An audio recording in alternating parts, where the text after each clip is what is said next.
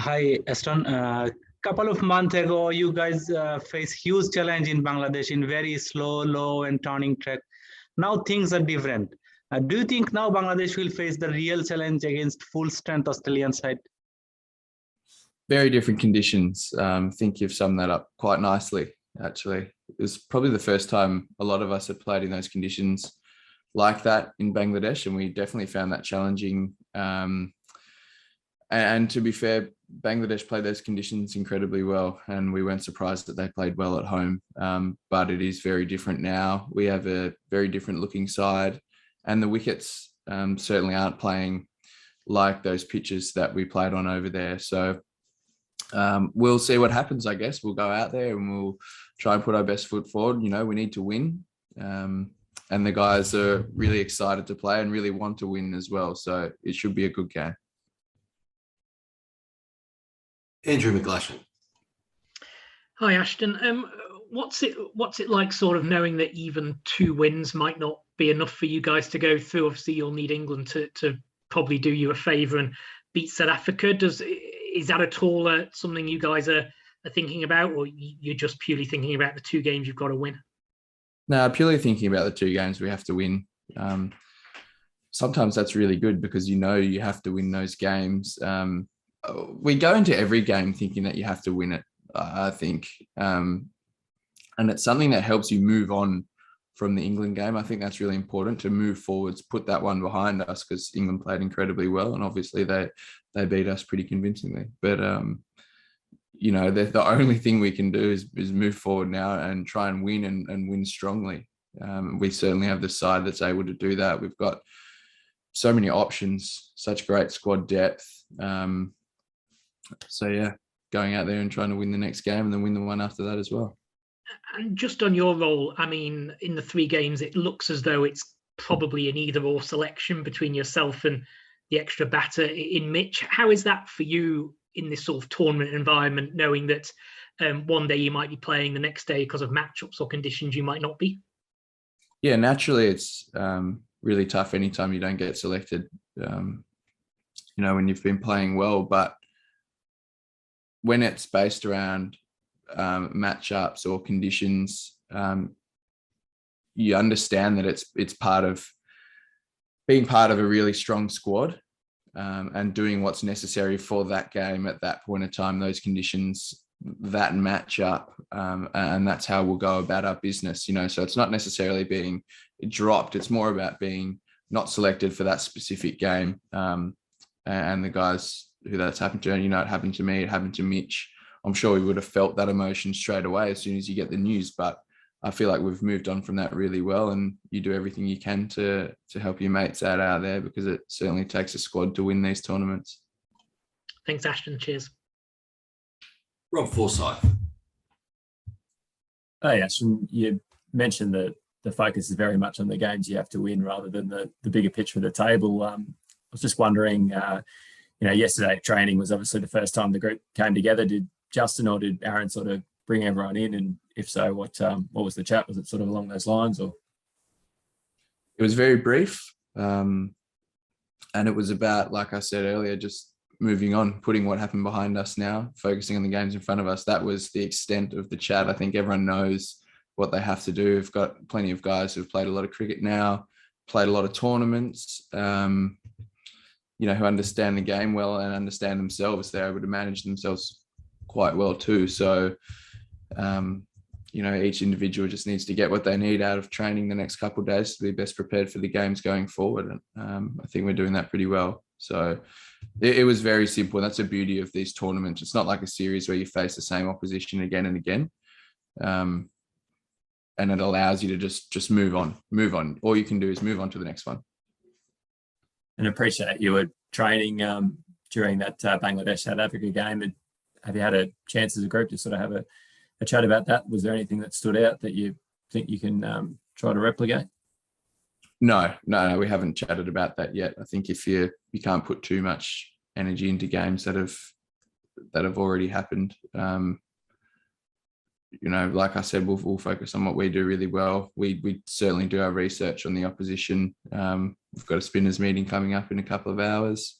The batters will have their meeting, the fast bowlers will have their meeting, and the leaders will as well. So, the goal is to just put all that information together at the right time out on the field. So, well researched and focusing on what we do well. Mel. Ashton, just interested from a million miles away to sort of get a bit of a feel for the conditions. Like the next 2 games you've got coming up are day games. So from my vantage point on the other side of the world, it would seem that should suit the spinners more because it won't be damp with dew. What's your feeling on that? It's been surprising actually at Dubai that the dew hasn't come in as much. It maybe greases up the wicket a little bit so the ball comes onto the bat a bit nicer. And as we've seen in the night games, that chasing seems to be the way to go. So the day games, to an extent, takes the toss out of the equation, which is actually really good. I think that actually suits us really well. So for the spinners, yeah, maybe it will help. Maybe we will get a little bit more grip or a bit more hold or stop in the wicket, whatever you want to call it. And Zamps and I feel like we can exploit those conditions pretty well, given the opportunity. So we'll just see what happens. Because I was just interested that you were picked in a day-night game where I thought that conversely it might be more difficult with the dew, but how do you feel about that? No, I felt fine. I think to be fair, we've practiced bowling with wet balls. I think that's something you have to prepare for coming to this part of the world, knowing that often plays a really big factor. Usually around 7 o'clock onwards is when that dew factor could come in, but it hasn't been the case here in Dubai. In Abu Dhabi, I'm not sure if that'll play more of a part. I've heard that it's a little bit more like that there, but it was kind of a nice surprise that it wasn't too difficult the other night. Thanks. Mel Farrell. Thanks. Yeah, Cole, you have to just distinguish between which Mal and which Mel. Ashton, I just wanted to ask you about your partnership with Adam Zampa, what it is that you think you do well and how that developed, sort of do well in tandem, and how that developed sort of through that winter tour to the Caribbean and Bangladesh. Well, it's probably been a few years now, really, with Zamps and I, and it starts more as us being friends, I think. We have pretty similar interests. We just get each other as people, and our sense of humor match up nicely. So we enjoy each other's company. That helps anytime you're playing with someone who's in a similar role. And then, so that allows us to communicate really well out on the field.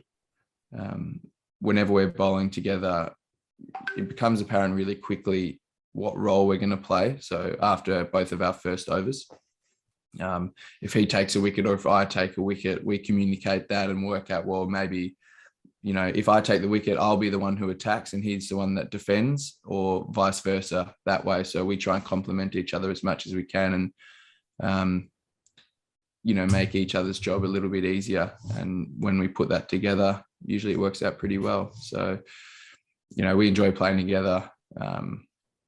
It's something we really try and own there. And is it something that you hope you get to do a bit more together, or that you think that those conditions in the next couple of games might be more favourable to that kind of bowling partnership? Certainly a chance. You sort of never know what to expect over here. Last game, the wicket, which has traditionally been spinning a little bit more in Dubai, carried through a bit better and moved around a little bit for the seam bowlers at the start of the game. You saw England exploited those conditions quite nicely. So we'll just wait and see. I think we're ready is the most important part. We're ready if we're both picked in the same team to go and do that job together and do a good job.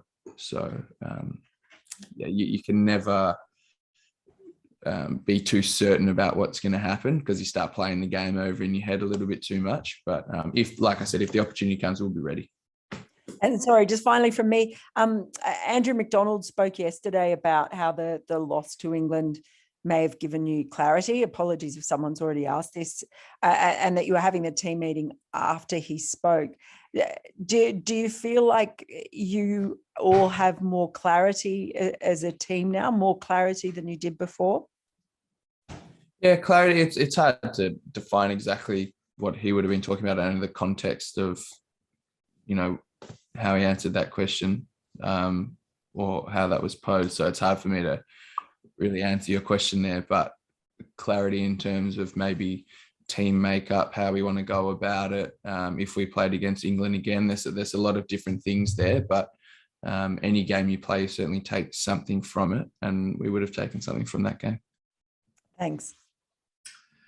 Shubham Madan. Yeah. Hi, Ashton. So my question will be like, did you find any differences in the UAE this time as compared to your last tours? Like any difference in the pitches or the conditions like you were playing in the World Cup? So any differences in previous tours to the UAE? Yeah, for the pitches, especially for the pitches. No big differences. Generally, they're a little bit low, a bit slower than what we're used to, and pretty good. And I would say that's the type of pitches we've faced so far. Sri Lanka, we probably played them on the slowest pitch we've played on yet. Abu Dhabi was a good wicket, and the last wicket against England was also a good cricket wicket to play on. So no real surprises just yet. As tournaments go on, pitches tend to deteriorate. So that's certainly a possibility that we could face coming up, but nothing out of the ordinary. I think the wickets have been pretty good and pretty standard for this part of the world so far. We've got BD Quick Time. Hi, Agar. Last time you played against Bangladesh in Bangladesh, seems it was too difficult to face Mustafizur Rahman and our spinners. Do you think Mustafiz is going to be a threat for us in tomorrow's game? And what's your plan about Bangladesh's spin attack? Well, I think the conditions played a huge part in Mustafiz being very difficult to face. The amount of spin he was able to get with his big off-spinning slower ball was amazing.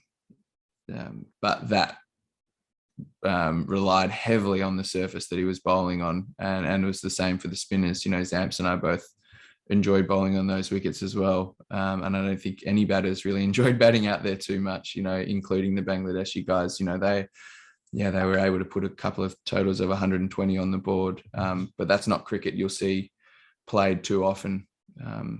So I think those conditions changing a little bit over here might change a little bit of how the game looks or how it pans out. But we can only be open and ready for whatever conditions we see tomorrow. But I doubt it would be as spin friendly as we saw in Bangladesh.